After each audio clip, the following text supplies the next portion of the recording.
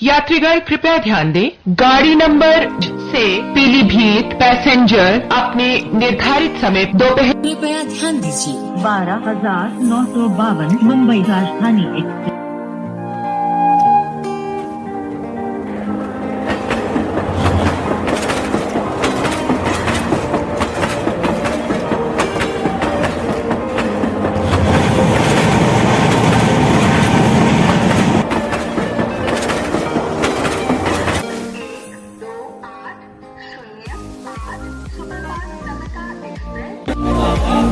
Finally 12:15 बजे हमारी train आ गई है।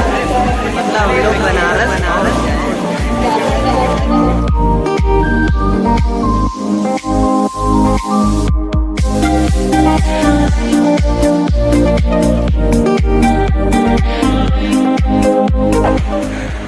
हेलो दोस्तों, जैसा कि आप देख रहे हो कि रात में हम लोग 1 बज गया था आते आते, तो हम लोगों को ये रूम मिला है। मैं आपको दिखाता हूँ, 400 रुपये का है for 1 night stay. I will show you.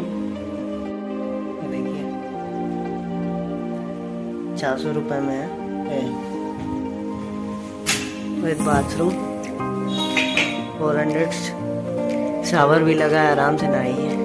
तो 400 रुपये वैसे बुरा नहीं था, बढ़िया रूम है। बाकी पंखा लगा है, एसी है नहीं यहाँ पर है बहुत बढ़िया। पर अगर आप आओगे, अगर आप एक को एसी रूम चाहिए स्टेशन के पास, तो यहाँ स्टेशन के पास बहुत सारे गेस्ट हाउस हैं, होटल है, आपको मिल जाएगा एसी रूम भी 1100-1200 समथिंग, 1300-1400 में आराम से आपको बढ़िया रूम्स मिल जाएंगे। बस अभी हम लोग निकल रहे हैं, हम लोग अपनी यात्रा पे देखते हैं कहाँ जाना है। अभी निकल के सोचते हैं। तब तक के लिए सलाम, नमस्ते। सबसे पहले हमने बाबा का नाम लेके बाबा के दर्शन के लिए बाबा के धाम की तरफ निकल पड़े हम लोग।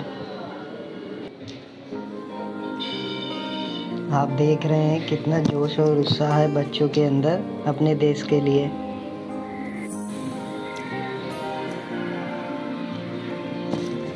अंततः हम अपनी मंजिल पर पहुंचने वाले हैं।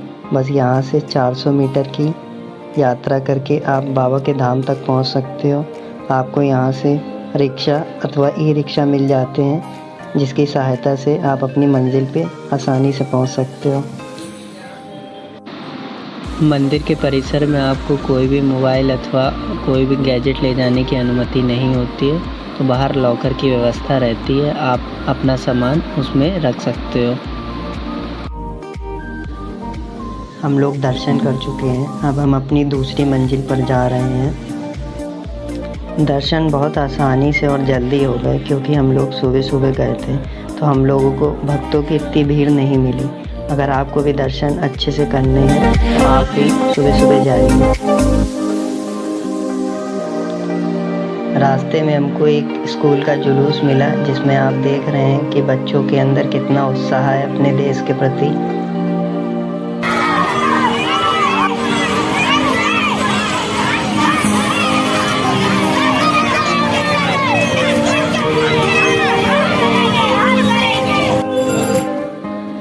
पद यात्रा करते हुए अब हम लोगों को थोड़ी भूख लग रही थी, तो अब हम लोग एक कचौड़ी की दुकान पे रुके हैं। ये बनारस की प्रसिद्ध हींग की कचौड़ियाँ हैं, जो आप देख रहे हो।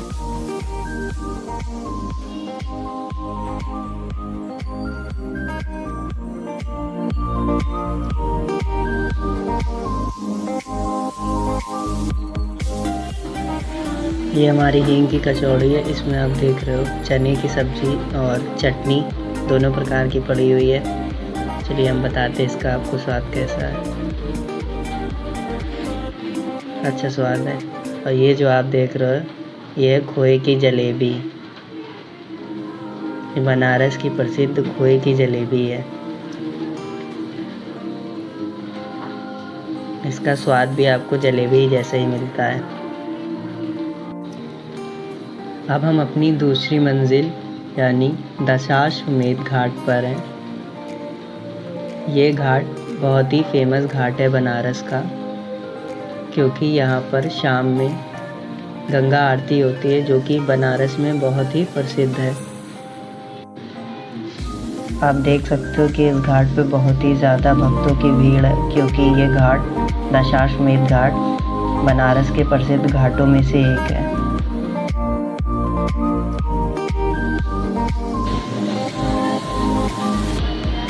स्तंभों में भी आप देख सकते हो कि चित्रकारी हो रखी है और बहुत ही खूबसूरत घाट है बनारस का।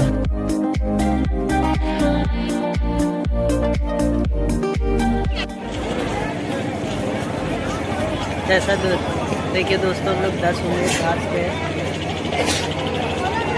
यहाँ पे आपको नौका विहार के लिए बहुत सारी नावें मिल जाएंगी, जिससे आप बोटिंग के लिए जा सकते हैं। ये देखिए,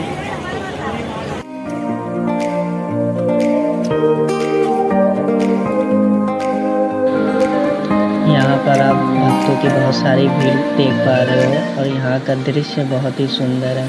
जैसा कि आप लोग देख रहे हो कि खंबे पर भिन्न भिन्न प्रकार की चित्रकारी हो रखी है और पूरा घाट कितना सुंदर दिखाई दे रहा है। आप देख रहे हो कि यहाँ पे कितनी नौकाएं हैं, जो इससे आप नौका विहार भी कर सकते हो और एक घाट की सुंदरता को और बढ़ा रहे हैं। आप लोग देख पा रहे हैं कि अभी गंगा जी का जलस्तर कितना भरा हुआ है।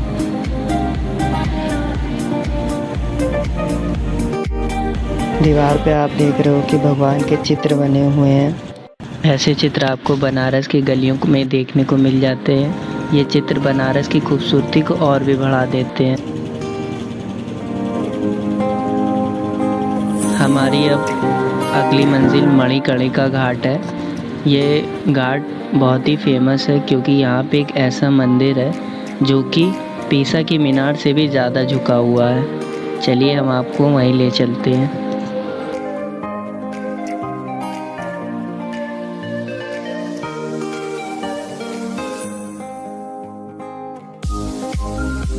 ये जो मंदिर आप देख रहे हो, इसका नाम है रत्नेश्वर महादेव मंदिर। ये पीसा की मीनार से भी ज़्यादा झुका हुआ है और ये मंदिर गंगा जी में पूरा समा जाता है। अभी गंगा जी का जलस्तर काफ़ी बढ़ा हुआ है, तो इस कारण से आप पूरा मंदिर नहीं देख पा रहे हो।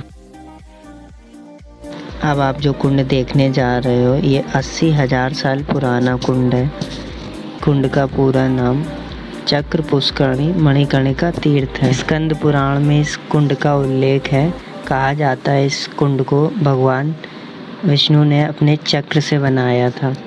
ऐसी मान्यता है कि यहाँ दोपहर में आज भी विष्णु और शिव अपने समस्त देवी देवताओं के साथ स्नान ध्यान करने आते हैं। इसलिए स्थानीय लोगों के साथ दक्षिण भारतीय लोग यहाँ दोपहर में स्नान करते हैं। स्कंद पुराण के काशी खंड में लिखा है कि सृष्टि काल के आरंभ में भगवान विष्णु ने यहाँ 80,000 वर्षों तक तपस्या की थी। उन्होंने ही अपने चक्र से इसका निर्माण किया था, इसीलिए इसे चक्र पुष्करणी भी कहते हैं। बाद में इसमें शिव और पार्वती ने प्रसन्न होकर स्नान किया। स्नान के पहली डुबकी के बाद जब दोनों ने अपना माथा झटका, तब शिव की मणि और पार्वती का कुंडल गिर गया। तभी से इसका नाम मणिकर्णिका कुंड पड़ा। वैसे इसका पूरा नाम चक्र पुष्करणी मणिकर्णिका तीर्थ है। ये घाट सिंधिया घाट है। घाट तथा समीपवर्ती क्षेत्र में 5 प्रमुख मंदिर हैं, जिनमें 4 शिव को, वीरेश्वर, पर्वतेश्वर एवं वशिष्ठेश्वर, 1 विष्णु को, वैकुंठ माधव तथा 1 दत्तात्रेय को समर्पित है। तथा इसके पश्चात क्रमशः संकटा घाट, गंगा महल घाट, भोसले घाट, गणेश घाट, राम घाट, जटार घाट, ग्वालियर घाट और बालाजी घाट की श्रृंखला पड़ती है।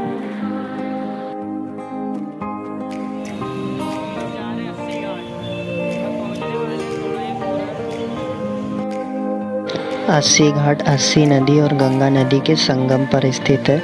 एक पौराणिक कथा के अनुसार देवी दुर्गा ने राक्षस शुंभ निशुंभ का वध करने के बाद यहीं पे अपनी तलवार को फेंका था। यह राक्षस बहुत भयानक था। माना जाता है कि वह तलवार जिस स्थान पर गिरी वहां से अस्सी नदी का क्षेत्र शुरू हो जाता है।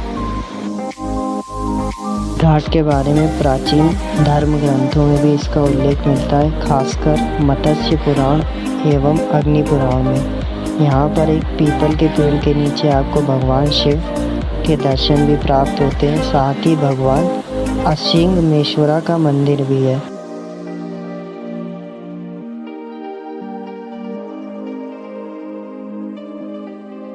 इसी घाट पर तुलसीदास जी ने हमारे प्रसिद्ध ग्रंथ रामचरितमानस की रचना।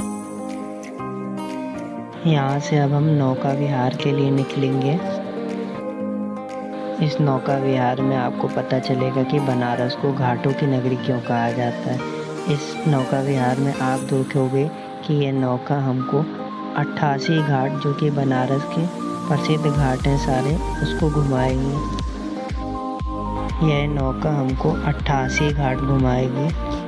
यह नौका 80 घाट से शुरू होकर मणिकर्णिका घाट तक जाएगी तथा वापस मणिकर्णिका घाट से दोबारा 80 घाट वापस आएगी।